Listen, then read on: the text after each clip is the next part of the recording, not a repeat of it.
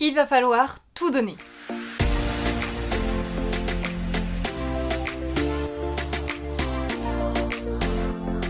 Bonjour et bienvenue à toi dans cette nouvelle vidéo. Aujourd'hui on va parler d'un thème qui est hyper important, c'est la sélection master. On est en plein dedans, tu es certainement super stressé, peut-être que tu as déjà des réponses, peut-être que tu attends des réponses désespérément comme je l'étais l'année dernière. En tout cas, quoi qu'il en soit, cette vidéo peut t'aider à te préparer au mieux à cette sélection en master qui ne s'arrête pas évidemment au petit mail qui s'intitule no reply machin truc bidule chouette. Non, ça ne s'arrête pas là évidemment. Si tu es sélectionné, c'est la première phase, tu reçois le petit mail, là là ça y est je suis sélectionné, mais voilà, après il va falloir passer aux choses sérieuses et se mouiller, montrer vraiment qui tu es à travers l'entretien de master. Alors, l'entretien de master, ça peut te faire peur. Ça dépend les gens, évidemment, ça dépend la nature, voilà, ça dépend de ta nature. Si tu es un petit peu réservé, si tu es timide, si au contraire tu te sens très à l'aise à l'oral, quoi qu'il en soit, c'est assez important quand même de bien se préparer. En ce qui me concerne, c'est vrai que je suis assez à l'aise à l'oral, j'aime beaucoup faire des entretiens, ça paraît bizarre, mais c'est vrai que j'ai eu l'occasion de faire pas mal d'entretiens, et c'est vrai que j'ai appris à m'exprimer à l'oral, j'ai appris à défendre mes arguments, j'ai appris à tenir une position, et disons que ça se fait au fur et à mesure. Ça n'arrive pas d'un coup et il m'a fallu personnellement beaucoup d'exercices en fait pour arriver à un stade de confiance assez mature entre guillemets. Donc c'est vrai que si toi tu es confiant, tu as de la confiance en toi et surtout tu te sens pas trop mal à l'aise vis-à-vis d'un entretien, c'est quand même important que tu te prépares quand même à d'éventuelles questions qui pourraient te déstabiliser. Alors sache dans un premier temps qu'un entretien de master n'est pas là pour casser l'élève, on n'est pas là pour te faire du mal, on n'est pas là pour te poser des questions sur des notions de cours, on n'est pas là pour, voilà, pour te piéger. Le but d'un entretien, c'est vraiment de gratter un petit peu et de voir finalement qui il y a derrière un relevé de notes, une lettre de motivation et un CV. Et c'est généralement là qu'on fait bas les masques sur les étudiants qui ont d'excellents résultats, mais qui finalement, ils n'ont pas beaucoup d'ambition, ils savent pas vraiment ce qu'ils veulent faire, ils ont un peu candidaté par hasard.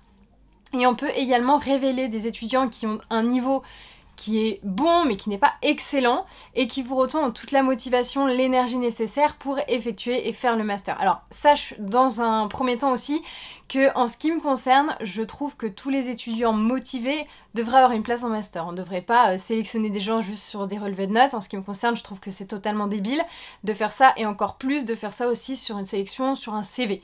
Un CV, ça veut tout et rien dire. Il y a des étudiants qui ont fait beaucoup de stages, qui ont été pistonnés, d'autres qui n'ont pas du tout été pistonnés, mais du coup on ne sait pas trop comment ils ont fait autant de stages, et d'autres qui n'ont jamais pu faire de stage pour des questions économiques qui sont tout à fait entendables, notamment sur le fait que prendre un été pour faire un stage et gagner même pas 500 € par mois si on n'a pas de parents qui peuvent subvenir à nos besoins, c'est pas possible en fait. Donc là-dessus vraiment je soutiens tous les étudiants qui n'ont pas la possibilité financière de faire un stage et qui n'ont pas donc de CV particulièrement rempli, qui ont certes des expériences professionnelles parce qu'ils ont travaillé, mais qui n'ont pas d'expérience en tant que telle dans un cabinet d'avocat ou autre. En tout cas, ici on va pas refaire la sélection master, c'est pas le but. Le but ici c'est de te donner toutes les clés pour un entretien. Donc pour faire un entretien, que ce soit un entretien de master, mais que ce soit un entretien dans la vie dans ta vie professionnelle, le truc qui est très important, c'est évidemment d'arriver à l'heure. Bon, ça c'est vraiment le b.a.-ba, t'as pas à être en retard pour ton entretien. Évidemment, si ça t'arrive, si tu sens que t'es dans les embouteillages, je sais pas, que t'as un problème, préviens absolument la personne que tu auras du retard et excuse-toi. Ça c'est la base, c'est le b.a.-ba, je t'apprends rien là-dessus, c'est des questions, c'est pas ton professionnalisme, c'est un rapport humain en fait. Donc t'as rendez-vous à 11h, et tu es présent à 10h45 et tu attends devant la porte, oui tu attends un quart d'heure, peu importe, mais au moins tu es en avance, c'est important. Deuxième critère qui est très important, c'est le visuel. Alors c'est vrai qu'on juge pas les gens sur le physique, c'est pas du tout ça le problème, mais il va falloir que tu sois un peu carré. Par contre, quand je dis carré, j'ai beaucoup de mal avec les personnes qui se présentent à un entretien habillées de façon pas du tout naturelle, et ça se voit. C'est-à-dire qu'ils mettent un tailleur, qu'ils mettent une veste de blazer, une chemise blanche et des chaussures. Certaines filles peuvent mettre des escarpins, des chaussures, c'est pas trop le problème. Mais en fait, ça se voit quand on est déguisé pour un entretien. On n'est pas là pour paraître quelqu'un, on est là pour montrer qui on est.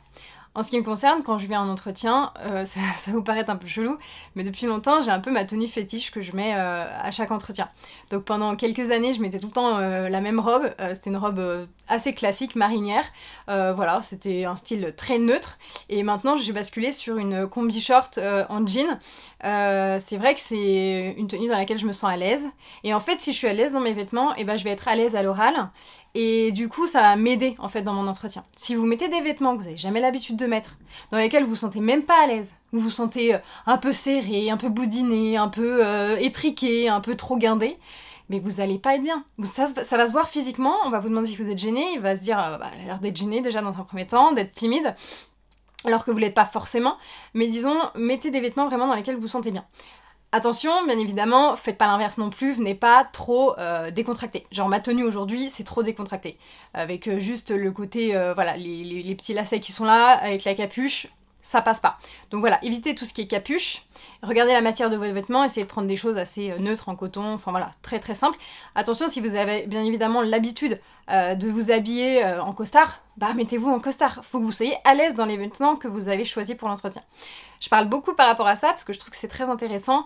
Quand j'ai passé mes oraux pour le Master 1, là, on avait différentes matières qu'on a passées à l'oral, et ben en fait j'ai vu des étudiants habillés un peu carrés, ils avaient mis blazer, machin, les filles qui avaient même changé de chaussures pour passer l'entretien. Voilà, je critique pas, c'est pas de façon négative, mais en fait c'est dommage parce qu'elles montrent pas vraiment qui elles sont en soi. Venez avec des vêtements dans lesquels vous vous sentez bien, personne va venir regarder vos pieds, venez pas avec des chaussures qui sont complètement flinguées non plus, ni avec des tongs, mais vous préoccupez pas de mettre des talons ou de mettre des mocassins au lieu d'une petite paire de baskets, ça passe très bien, d'accord? Encore une fois, vraiment c'est important de prendre des vêtements dans lesquels vous vous sentez bien. Et neutre, d'accord? Neutre, pas avec des écritures ou quoi. Alors s'il y a un petit logo d'une marque, c'est pas du tout un problème. Mais voilà, mettez pas des trucs avec, je sais pas moi, un petit cœur sur le côté ou quoi. Bon voilà, prenez quelque chose d'assez neutre.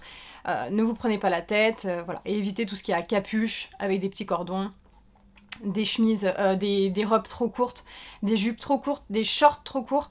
C'est important, non... Alors, si vous avez l'habitude d'être habillé comme ça, bah, pour une fois, prenez les choses un petit peu plus longues parce qu'en fait, sans que vous le pensiez, hein, l'inspecteur, enfin la personne qui va vous interroger, elle peut se dire bah voilà, elle a essayé de se faire jolie, mais c'est un peu vulgaire pour l'entretien, pour avoir des a priori négatifs, ça serait dommage.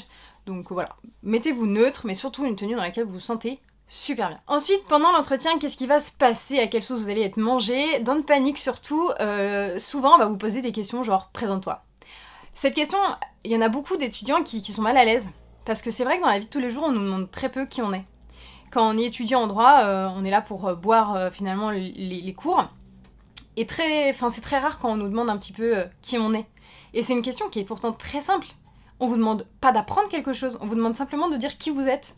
Donc ça se prépare parce que c'est vrai qu'on n'a pas l'habitude de se présenter. Moi j'ai pris l'habitude beaucoup de me présenter parce que à travers mes vidéos YouTube ou même dans mes projets, il faut souvent que je me présente et surtout que je motive, que je montre qui je suis, quels sont... Et puis surtout il faut absolument... Quand je suis au téléphone avec, voilà, pour des relations professionnelles, il faut que le message passe vite et que j'arrive à montrer qui je suis en quelques phrases en fait. Donc là, il va falloir que vous fassiez l'effort en fait d'être assez incisif. Donc à vous de vous entraîner. En quelques phrases, c'est pas la peine d'en faire des tartines, mais soyez spontané, d'accord? Souriez, soyez vraiment spontané. Qui vous êtes? Bonjour, voilà, n'hésitez pas à part. On vous pose la question, qui vous êtes? Et prenez la question avec un sourire et puis dites, tout d'abord bonjour. Et puis ensuite vous dites voilà, je m'appelle Constance pour ma part, votre âge, d'où vous venez, ce que vous souhaitez faire, et puis vos hobbies, vous pouvez partir là-dessus. Et puis ensuite vous allez vraiment créer un échange avec la personne. N'attendez pas il va pas checker une liste en fait, il attend pas de vous checker une liste, pas du tout. Il va juste voir en fait la façon, l'esprit que vous avez. Quelle est votre façon de vous présenter? Quelles sont les choses importantes pour vous finalement, qui vous caractérisent vraiment? Une personne qui arrive et qui dit bah voilà, moi je m'appelle Nathan, j'ai 23 ans, j'adore la guitare, je fais aussi du droit donc depuis 4 années. La personne en face elle va se dire ok, donc elle m'a dit qu'elle aimait la guitare, ça veut dire que c'est quelque chose d'important en fait pour cette personne. Et ça peut être très intéressant, ça peut emmener sur des sujets et ça peut être très bien. Donc ça c'est la question basique qui stresse beaucoup d'étudiants, mais pourtant c'est pas une question qui est très difficile. Prenez-la avec le sourire. Et essayez d'être vraiment souriant et spontané. Et puis si vous tombez sur un examinateur qui est un peu con, qui fait la gueule, au pire, il fera la gueule et puis vous aurez le sourire. Mais vraiment, faites pas la gueule parce que la personne fait la gueule. Clairement, voilà, privilégiez le sourire, la spontanéité. Et au pire, la personne se dira, bah dis donc, elle a l'air bien à l'aise. Et alors, vous avez pas été mal poli, vous avez juste souri. C'est pas mal élevé de sourire. Donc à partir de là, vous avez rien à vous reprocher. Ensuite, on peut vous poser la question de savoir quels sont vos défauts. Ah ouais, ça c'est une question qu'on m'a posée. Quand j'étais en entretien pour une alternance, on m'a dit bon alors, quels sont vos défauts, mademoiselle? J'ai dit très spontanément, j'ai dit oh, bah j'en ai des défauts, oui, j'en ai plusieurs des défauts. Parce que c'est vrai, enfin genre j'en ai pas un, j'en ai pas deux, j'ai plein de défauts. Alors ici, soyez un petit peu stratégique, ne dites pas des choses trop dures sur vous-même non plus. Essayez de trouver des défauts qui sont véridiques, mais essayez toujours de le rapprocher par rapport à une qualité. Généralement, un défaut, vous avez également une qualité qui vous permet d'être équilibré, d'accord? Vous n'êtes pas une personne bourrée de défauts, donc vous avez forcément un équilibre en vous, qui, certes, vous avez ce trait de caractère, mais vous avez également un trait de caractère voilà, plus positif, entre guillemets, qui permet d'équilibrer. En ce qui me concerne, par exemple, ce que je peux dire comme défaut, c'est que je vais souvent très vite. Et du coup, bah, parfois, je peux bâcler les choses, dans mes vidéos, parfois, je fais des fautes d'orthographe. Alors, c'est pas des fautes de fond, mais je peux faire des fautes d'orthographe parce que finalement, je vais trop vite et que je devrais aller plus doucement. Mais du coup, puisque je vais vite, bah, ça me permet d'être très productive. Et en l'espace, par exemple, voilà, dans un an et demi, j'ai fait plus de 400 vidéos. Donc, vous voyez, j'arrive à équilibrer, et vous, c'est pareil, en fait. Vous avez certainement un défaut et une qualité qui permet de contrebalancer. Donc voilà, à travers cette question, eh bien, dites votre défaut, voilà, et donnez un exemple pour pas que la personne elle soit frustrée en mode mais qu'est-ce qu'elle entend par ça? Et puis ensuite contrebalancer par une qualité ou un autre trait de caractère qui vous caractérise et qui permet de montrer que vous êtes quand même équilibré. Et enfin, une question qui peut être assez stressante quand on est dans un entretien de master, c'est la question de pourquoi vous choisissez ce master. Entre nous, vous avez candidaté à peut-être 40 masters. Donc c'est pas plus ce master-là qu'un autre. Alors peut-être qu'il y a un master en tant que tel qui c'est vraiment l'entretien de votre vie et c'est le master de votre vie. Auquel cas, bah, vous saurez très bien quoi répondre. Mais si vous êtes, vous avez fait déjà plusieurs entretiens, vous pouvez être un petit peu, c'est vrai, pourquoi ce master plus qu'un autre? Parce qu'en soi, moi ce que je veux c'est un master. Et c'est tout à fait légitime et franchement, c'est normal. Mais sauf que, évidemment, dans l'entretien, il faut pas dire, il me faut un master. Voilà, même si je prône le naturel et le vrai, il faut quand même pas aller trop loin pour pas choquer évidemment l'examinateur ou le directeur du master, donc voilà. Donc par rapport à cette question, eh bien, valoriser le master, ça c'est important. Donc avant l'entretien, regardez quand même différentes, les matières qui sont étudiées au sein de ce master. Et choisissez une ou deux matières qui vous ont un peu donné la puce à l'oreille, que vous dites ça a l'air cool, comme ça vous allez pouvoir en parler avec directement la personne et dire votre master il me plaît, parce que vous proposez telle et telle matière qui me... soit que vous avez déjà étudié et que vous avez aimé, soit au contraire vous voulez découvrir, soit vous voulez vous spécialiser. Voilà, vous trouvez un petit truc, une argumentation sympa, soit sinon ça peut être le côté international si vous avez une mobilité possible, une alternance aussi, voilà, une formation d'alternance ça peut être très valorisant, donc vous pouvez très bien dire vous proposez cette formation en alternance et ça me permettrait de compléter mon profil, de gagner en expérience et d'avoir une meilleure employabilité plus tard. Voilà, vous trouvez une petite argumentaire sympa. Et puis ça passera très très bien. Enfin, un dernier conseil que je peux vous donner, ça m'est arrivé quand je suis arrivée en entretien pour mon alternance, j'avais oublié de relire mon CV. Or c'était mon employeur qui avait le CV sous les yeux et qui m'a dit voilà, j'ai votre CV, dites-moi ce que vous avez comme expérience. Sauf que moi j'avais fait mon CV il y a quelques semaines. Non pas que j'avais oublié mes expériences, mais c'est vrai que j'en avais beaucoup à l'époque, j'étais un peu perdue. Donc relisez votre CV, c'est le conseil que je vous donnerai aujourd'hui, pour éviter de vous retrouver dans la même situation que la mienne, en mode un petit peu désemparé, genre merde, on commence par quoi déjà? Bon, commencez pas trop tôt, d'accord? Si vous êtes en entretien de master, vous n'êtes pas obligé de partir du brevet, même pas du bac, à la rigueur on s'en fiche complètement. Partez directement votre licence, votre mention. Si vous avez une particularité dans votre licence, dites-le. Et ensuite, évidemment, vous parlez de vos expériences. Alors ce que je conseille souvent, c'est que dans la lettre de motivation, vous n'en dites pas trop, pour justement apporter le petit truc en plus lors de l'entretien et dans le CV. Donc après, à vous de doser et surtout argumenter. Ne balancez pas juste « j'ai fait un stage dans un cabinet d'avocat en droit pénal en 2016 » et ensuite vous passez à un autre. Non, vous expliquez. Qu'est-ce que vous en avez tiré? ce que vous avez appris, ce que vous n'avez pas aimé. Vous avez le droit de dire que vous n'avez pas aimé. En ce qui me concerne, je l'ai vraiment dit en entretien, j'ai dit bah j'ai fait ça, j'ai détesté. Et bah c'est pas grave du tout. Et puis simplement argumenter pourquoi vous n'avez pas aimé, bah il y avait telle personne, ou il y avait tel truc, ça ne vous correspond pas, peu importe, personne ne vous jugera. Le but c'est d'argumenter et de montrer que vous avez vraiment de la réflexion et du recul sur vous-même. Voilà ce que je peux vous dire comme conseil concernant la sélection en master et notamment concernant les entretiens de master. Restez souriant, c'est important et spontané.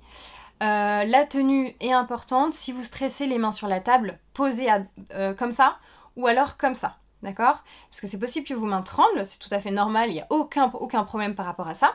Mais mettez vos mains à plat. Elles vont se calmer toutes seules et ensuite vous pourrez mettre vos mains comme ça. Si vous savez parler avec les mains c'est trop bien. Moi j'ai appris à le faire, vous pouvez vous entraîner, parler tout seul et puis bougez les mains, faites des choses, bon faites pas n'importe quoi non plus, mais ça pourra vous aider et ça permettra de rendre votre entretien vivant. Voilà, en tout cas j'espère avoir su t'aider, n'hésite pas à me laisser un commentaire, à liker cette vidéo et surtout abonne-toi à ma chaîne YouTube. Tu peux également m'envoyer un petit message sur Instagram si tu as besoin de conseils. Je réponds à tout le monde, depuis toujours et à jamais. En tout cas, bon courage à toi, j'espère que tout se passera bien de ton côté et je te souhaite une bonne journée. À bientôt!